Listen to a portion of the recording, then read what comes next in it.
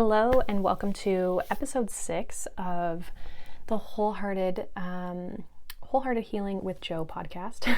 Not sure why I paused there, but we are going to get into basically what is SI joint pain and like where is it coming from? Why do you have it? Why are you struggling to get rid of it probably as well? So this episode was actually suggested by someone on my YouTube channel a little while ago, kind of when I first announced on there that I was going to be doing some health stuff. And I felt like this is an interesting topic. It is, I do see people with that come in with SI joint pain quite frequently. And for those of you who maybe don't know what it is in your lower back. And so this is kind of an interesting topic because I feel like I have a different approach to it, a different look at it.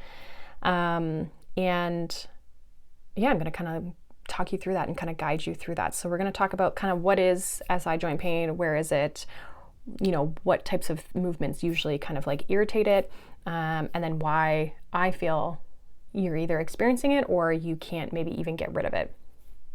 And then generally maybe kind of give some insight as to things to kind of look at or ways that you can kind of approach it yourself. So some housekeeping things kind of before we get started. Again, you can follow me on Instagram for more content if you're not already.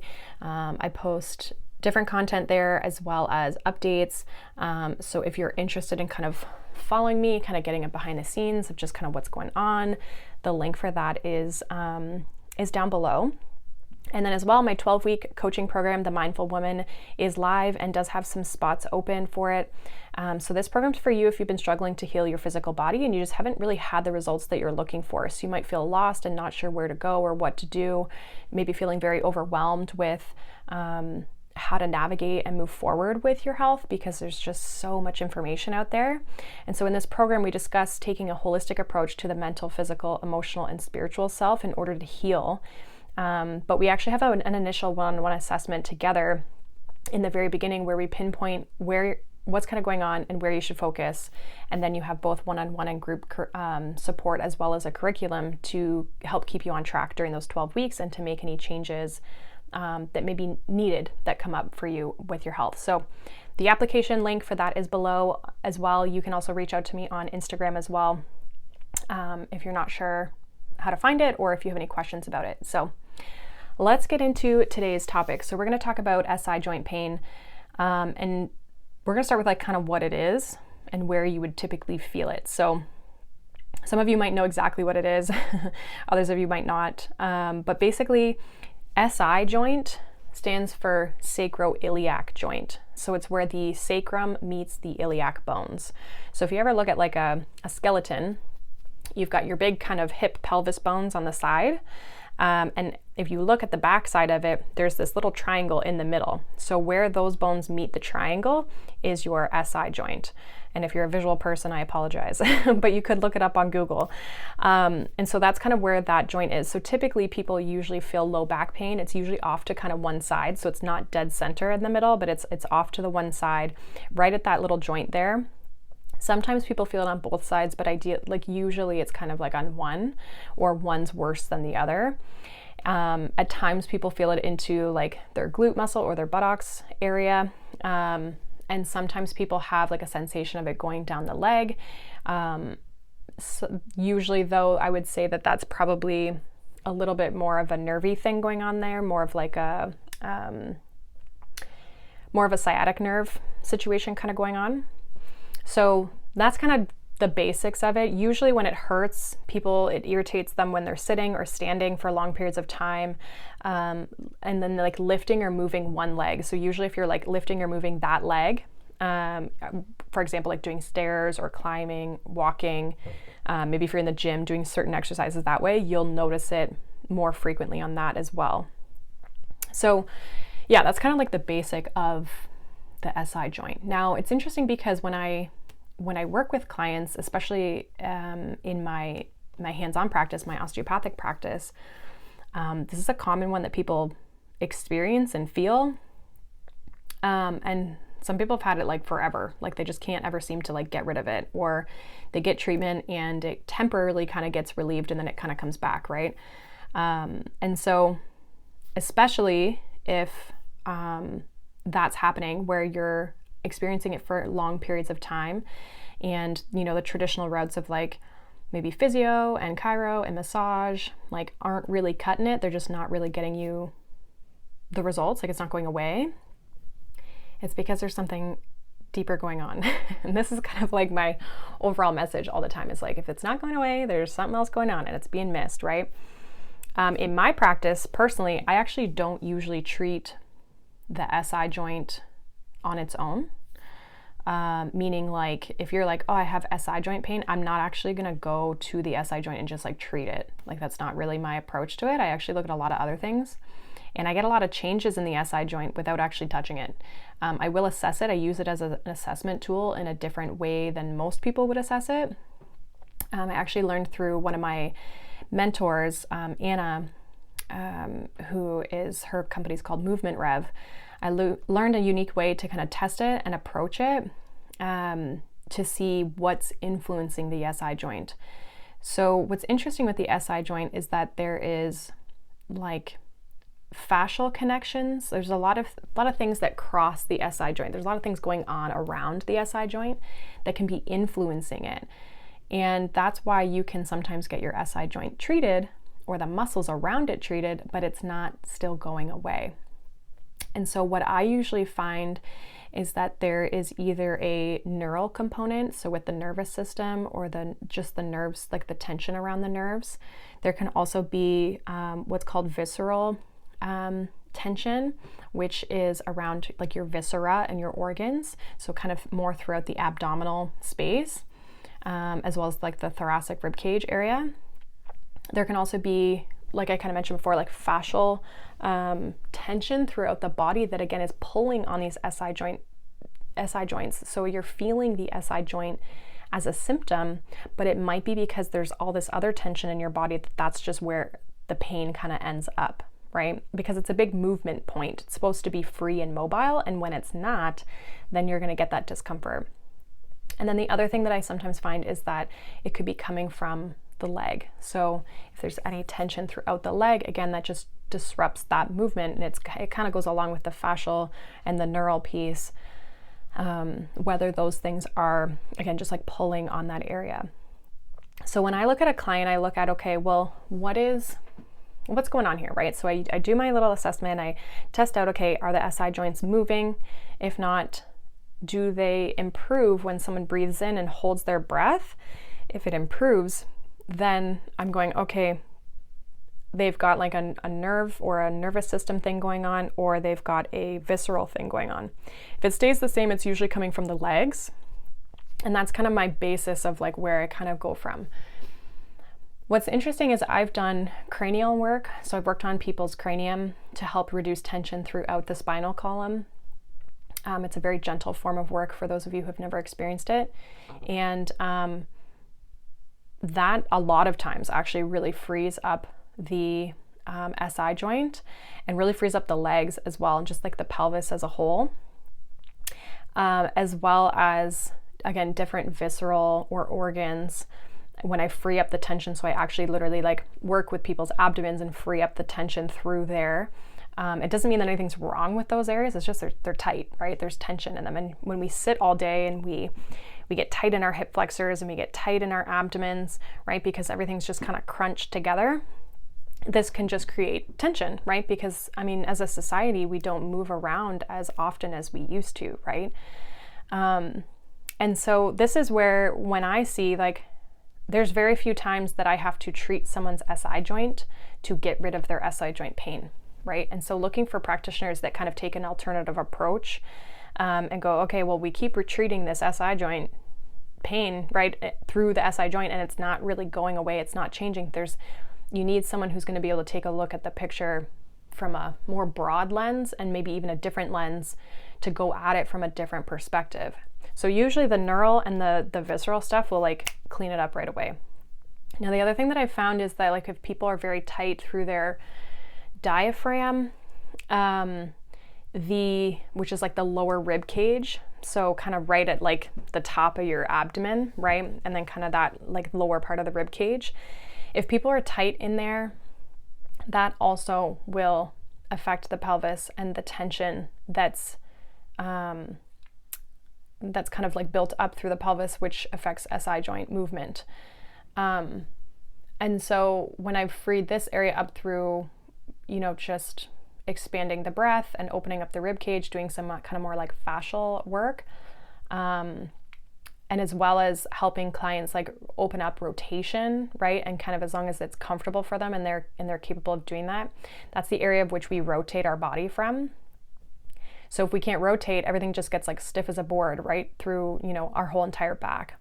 So making sure that you have mobility is important for just increasing the ability for your SI joint to move. Oftentimes I don't really find it's like, sometimes it can be like it's too mobile, but it's usually like because the other side's stiff, right? So it's just like, what came first, chicken or the egg, like which one's really influencing the other.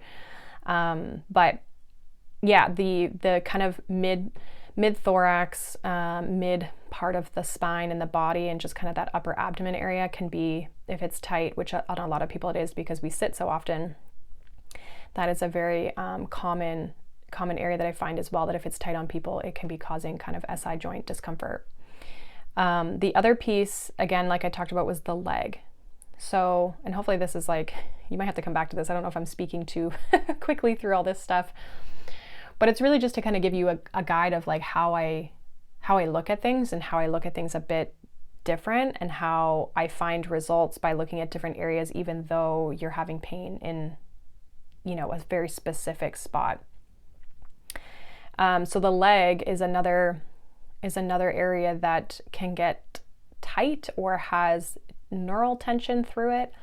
A common one for the back of the leg would be like the sciatic nerve. If there's just tension along that pathway, it can create tension throughout the leg, which just changes, again, how the pelvis moves.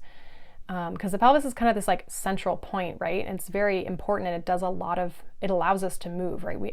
Our pelvis needs to move so we can move, right? But if we have things, again, pulling on it from above and below, then it's going to change how that movement looks, or just not even allow it to move the way it needs to, right?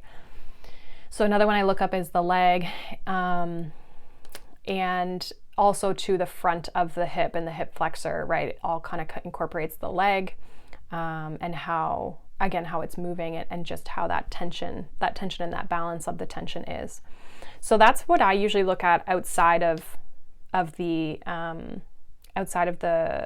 SI joint itself. I look at the leg, I look at the abdomen, I look at the neural, which is usually up at the skull, is usually kind of where I do a lot of that treatment. And then as well, I'll look at any sort of like fascial tensions that could be just showing up in people's movements that pop up. Now, for you as someone who might be dealing with SI joint pain, I did mention, like, obviously seeking out someone who takes a different approach rather than just getting the same treatments over and over and over again and hoping for a different result.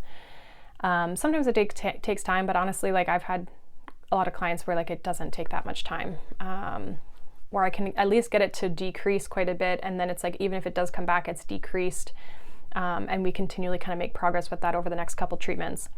But if you are like, I don't have the ability to, let's say, go see somebody right now, or I'm like, in Canada we have benefits here, so it's like, if I'm out of benefits or coverage or whatever your kind of reasoning is, or you just don't have the time, one thing I think is really important with the SI joint that you could kind of look at treating yourself, or kind of managing even yourself, would be two things. So one is stretching. So again, just keeping that like mobility through the body.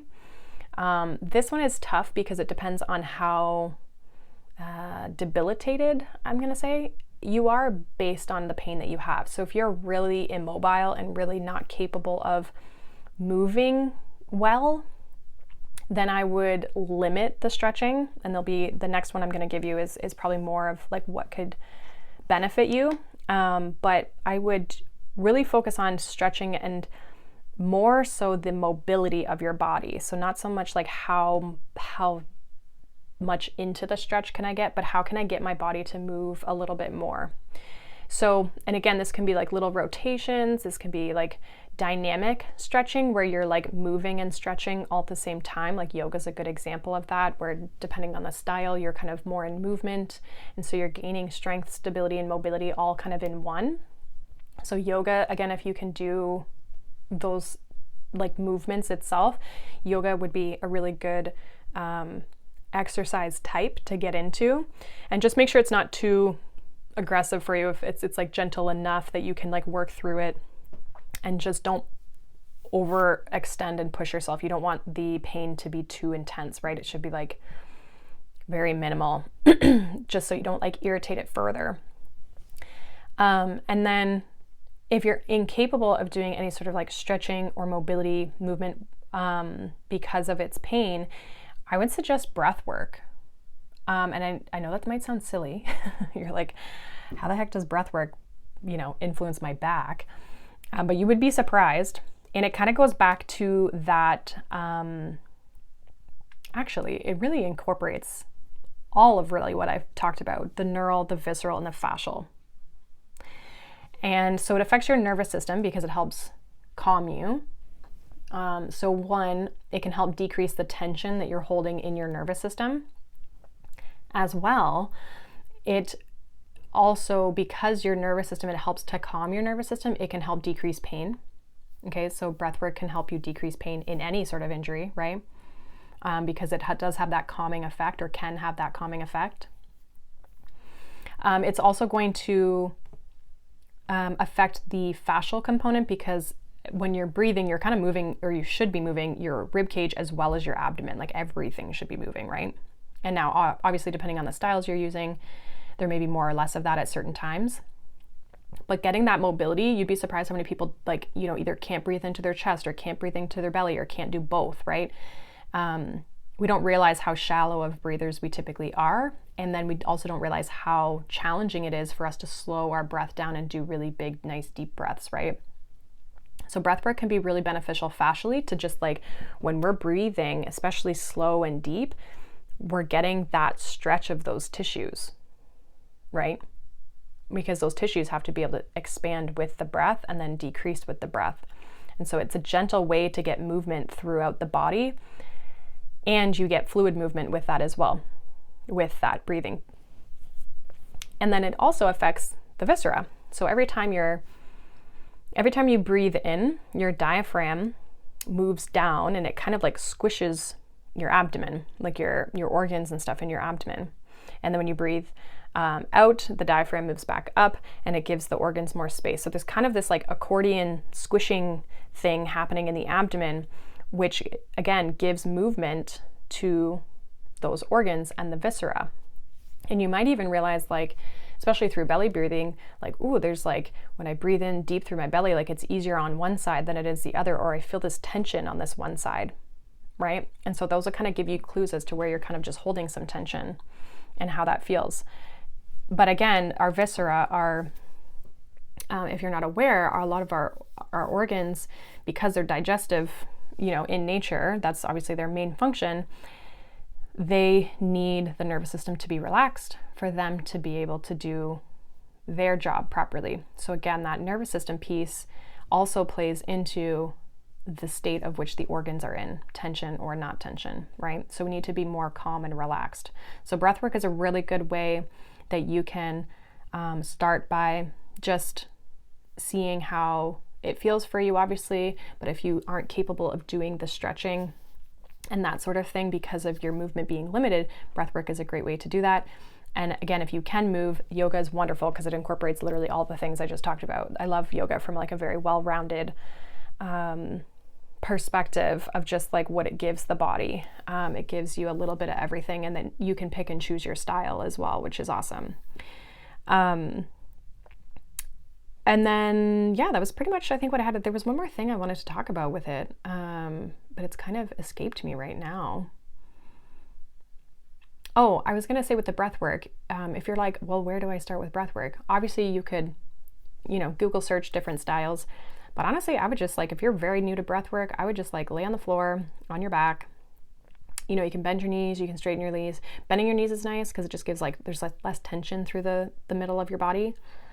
So if you lay on your back with your knees bent, you can actually just even start by just taking nice, slow, deep breaths in through your nose, and then nice, slow, deep breaths out through your mouth. And you can go in for a count of 4, hold, pause, right? And then out for a count of 4. And you can just do that. And I would say try to focus your intention of where your breath is filling up through the through that upper abdomen and lower rib area. If you think of those ribs in that area trying to expand laterally, so out to the side.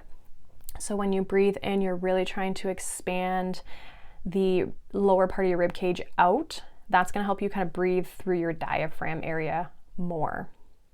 If you're having a hard time with either breathing into your belly or breathing into that area or even a certain part of your rib cage, you can actually place a hand on that area to help give your brain a little bit more awareness of where you're trying to get the breath to go into. It's a little kind of trick.